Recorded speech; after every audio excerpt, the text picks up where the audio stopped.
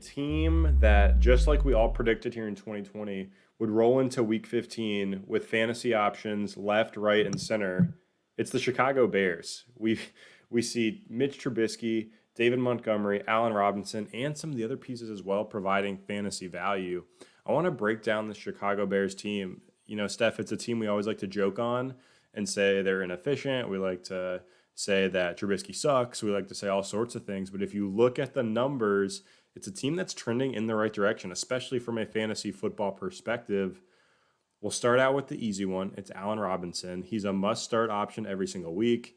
Wide receiver 7 on the season in full PPR formats. He only has one game with less than 10 PPR points and 5 games above 20 PPR points. So a high floor, high ceiling. If you have Allen Robinson, you're plugging him in your lineup. But Steph, let's talk about David Montgomery next. To me, he's a must-start option at the running back position. He's getting the volume, he's getting the receiving work, and he's finally showing some big playability. What do you think about David Montgomery? You're starting him no matter what this week. Is that correct? Do you agree with me there?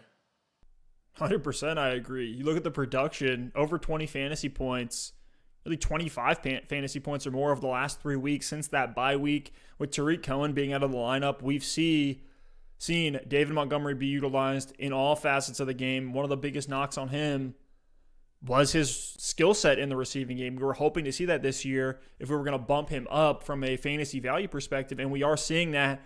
And then you add in a guy that, you know, about mid-season we said, look out for David Montgomery. He has a very soft schedule the rest of the way. Smash matchups. Green Bay, they're one of the worst teams against the run. Just played Detroit and Houston, two of the other worst teams against the run. Literally, they're 32nd and 31st. Now is Minnesota, Jacksonville, and Green Bay. So great matchups the rest of the way as well. He's a guy that you're plugging in every single week, and I would call him an RB1 this week.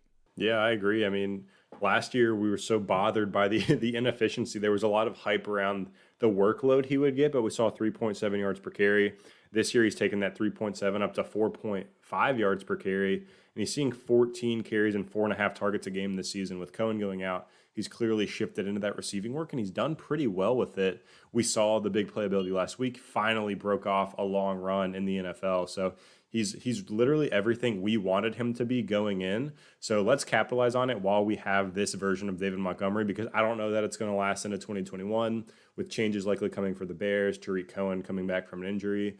And, you know, if I would have told you David Montgomery in week 15 would be averaging more points per game than Josh Jacobs, Ezekiel Elliott, or Kareem Hunt, you probably would have thought I was crazy, and here we are. So he's a must-start guy. Don't be scared off of any predispositions you had from David Montgomery. And the last guy I want to talk about, Steph, is Mitch Trubisky. I know the Bears have some other options, Darnell Mooney, Anthony Miller, even Kmet and Jimmy Graham. Those, we'll save those for deeper leagues. If you're in a pinch, maybe you have to start Kmet at your tight end slot, hoping for a touchdown. You're probably avoiding the other guys, probably, to your point, trying to avoid Cole Kmet if possible as well. But Mitch Trubisky, we will talk about him a little bit later in the show as a little bit of a preview here. But I think you can start him this week against Minnesota. In his 5 full games he's played this season, averaging 19.7 fantasy points per game. That would be QB 12 in terms of points per game this season. My wife is in a pinch. She's been rolling out Taysom Hill, and she's in her semifinal matchup. She's got Mitch Trubisky locked into that QB spot right now. So, you know, I think he's a sneaky start this week. We'll talk about him a little later in the show. But, Steph, real quick, do you agree with me? Mitch Trubisky, is he someone you can trust in your fantasy football semifinals? It's kind of a big deal. Are you going to live or die by Trubisky this week?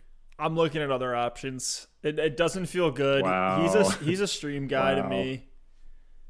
I'm not as hype on him as you are. I think the Vikings have been better than most think on the defensive side of the ball. Granted, they have, you know, kind of sputtered out at times. But when I look at other names that are on a lot of waiver wires, you know, I look at Jalen Hurts. Give me him over Trubisky. Give me Jared Goff against the Jets. Tom Brady against Atlanta. There's other guys with some big matchups.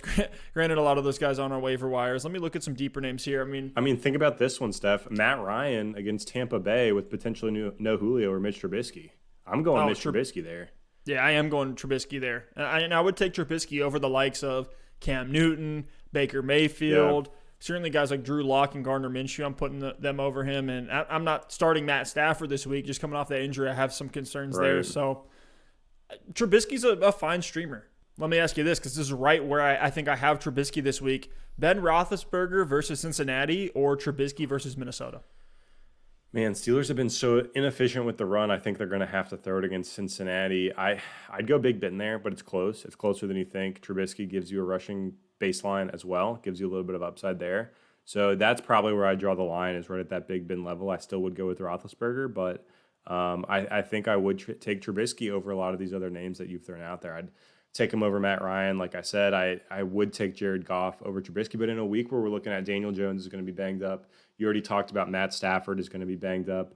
Jimmy G is obviously out with injury. Drew Brees and Taysom Hill, we don't really know who the starter is going to be. If Taysom's there, I guess you could play him, but I'd still probably rather have Trubisky. So there's a lot of quarterback situations in the league that are up in the air. You look at Washington as well with Alex Smith, Andy Dalton, the backup playing. So there's just all sorts of issues for some of these teams at the quarterback position. The position feels a little bit more limited right now than it typically is, especially with this COVID year. More teams are rostering 2. In some leagues, I've even seen 3 quarterbacks. So the waiver wire options might be limited. If Trubisky's out there, I think he might be the best option you get. I don't think you're going to have the luxury to stream some of these guys. So he's someone you can play. Obviously, you have to be bold. You have to be willing to take a little bit of that risk with Trubisky. He's more Trubisky this week, to put it lightly. So I think it's boom or bust. Win or go home. I'm willing to throw him out there. And if he, fool me once, shame on you. Fool me twice, shame on me. So if he doesn't pan out this week, it's probably going to be the last we see Trubisky in any kind of fantasy football relevance.